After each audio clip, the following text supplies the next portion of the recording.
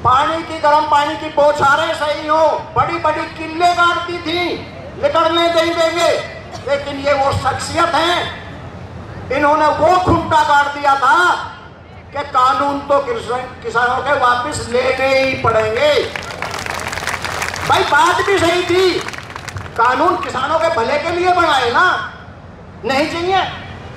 Tax तुमने बनाया होगा हमारे भले के लिए, नहीं चाहिए। आप टैक्स पे, सुपर टैक्स पे, मैं तो ये कहूं कल से आप एक कानून बनाओगे परिषद में पीएचडी आवेंगे, तो पीएचडी आवेंगे ना। लेकिन उसके बाद आप कहने लगोगे अब तू पोस्ट डॉक करके आ, ये क्या तरीका हो गया? यानी सेवा शर्तों से खिलवाड़ बर्दाश्त नहीं होगी, ठीक है। इज्जत जितनी खराब होगी।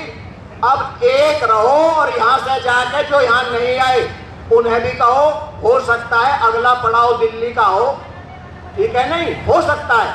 और हो सकता है जो साहब के वक्तव्य के बाद वह नौबती ना आए, लेकिन तैयार रहो। और देखिए इतिहास गवाह है, जिसने पसीना नहीं लिया वो कभी कामयाब नहीं हुआ। ये गर्मी ये 2-4 दिन की हो सके, महीने 1.5 महीने की बर्दाश्त करनी पड़ सके, और या चली गई जो उनसी नौकरी है, तब क्या करोगे? सबसे पहले पड़ोसी ऐसा का रिश्ते नातेदार हंसेंगे। और बहुत बताऊं, बड़ी साहब कह दूं, ज्यादातर EMI पे हैं, किस्तें नहीं जाने की।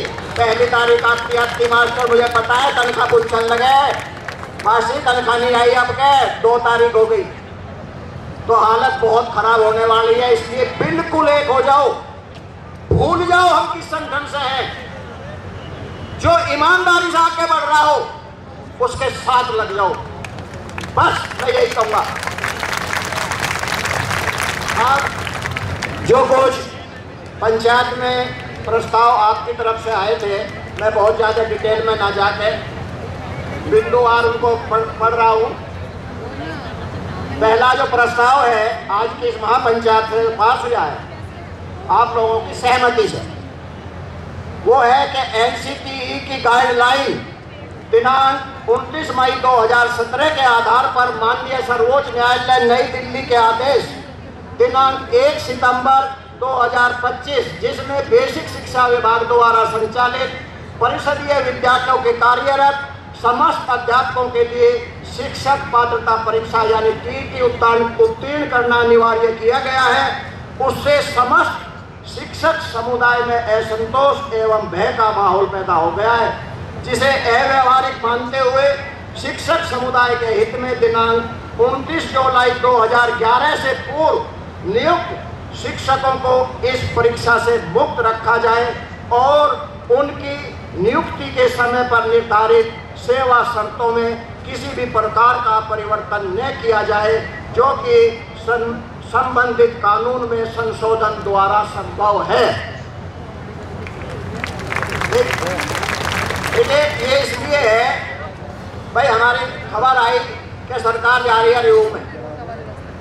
हालांकि मेरी जानकारी में है, मैं बता दूंगा, रिव्यू रिट जो है वापस हो गई है कुछ गलतियों के कारण, लेकिन रिव्यू इलाज नहीं है। ये हमको बहकाया जा रहा है। उसका कारण है, पहले होती है सुप्रीम कोर्ट में एक बेंच, डबल बेंच जो हमने सुना, 3 जजों की बेंच, 5 जजों की बेंच, 7 जजों की बेंच। अरे अगर जाना ही है कोर्ट में तो फिर नई रिट बनाओ फ्रेश रिट के साथ, उससे अगली बेंच में चलो, तो ईमानदारी है। नहीं तो ईमानदारी नहीं है, फिर तो एक ही तरीका है, कानून में संशोधन करो और बात खत्म करो। नंबर 2, पुरानी पेंशन योजना तत्काल बहाल की जाए।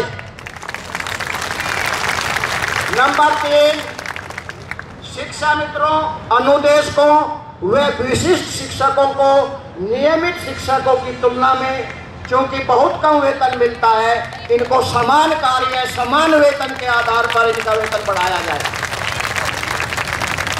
नंबर 4, 7वें वेतन आयोग के अनुसार ही अध्यापकों को बोनस दिया जाए एवं 8वें वेतन आयोग हेतु शीघ्र समिति गठित कर निर्धारित तिथि तक 8वां वेतनमान घोषित किया जाए। यहाँ कुछ भ्रम में होंगे कि साहब 7वें के हिसाब से वो मिल रहा है हमें बोनस, नहीं। अभी तक 6000 कुछ मिलता है ना, तनख्वाह लगा लो, अब तनख्वाह बहुत मोटी हो रही है। ये 5वें के हिसाब से मिल रहा है अभी तो।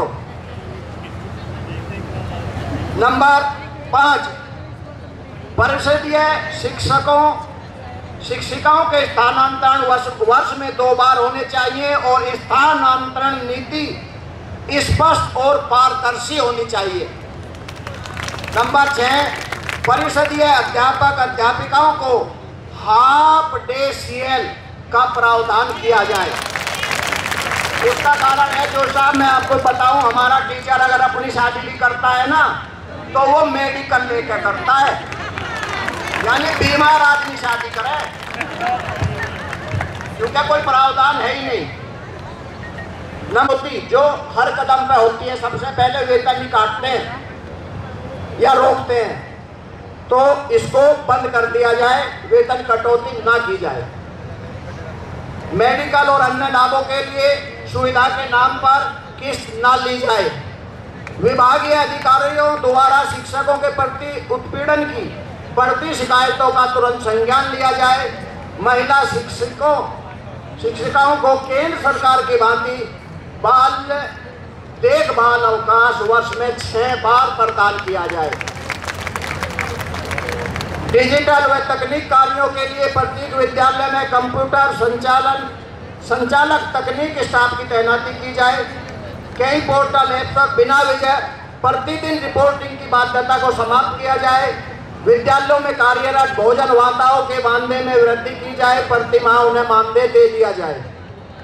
कोविड-19 के कारण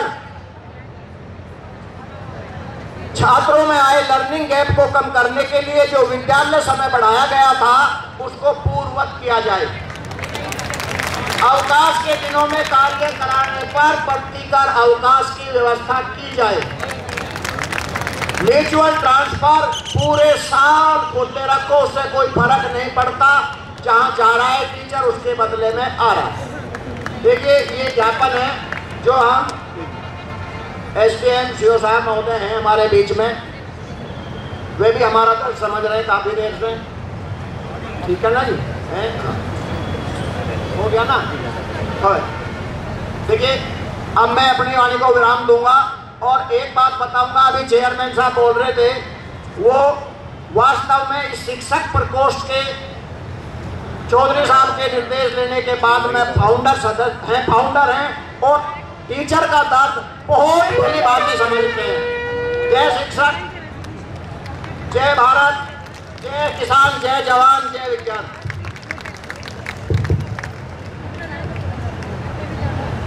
शासन के लिए ज्ञापन की प्रति माननीय SDM महोदया CO साहब को न्याय देते हुए शिक्षकों की सभी समस्याएं इस मंच पर लगभग हैं आज, और हमें उम्मीद है कि इसका समाधान बहुत शीघ्र होगा।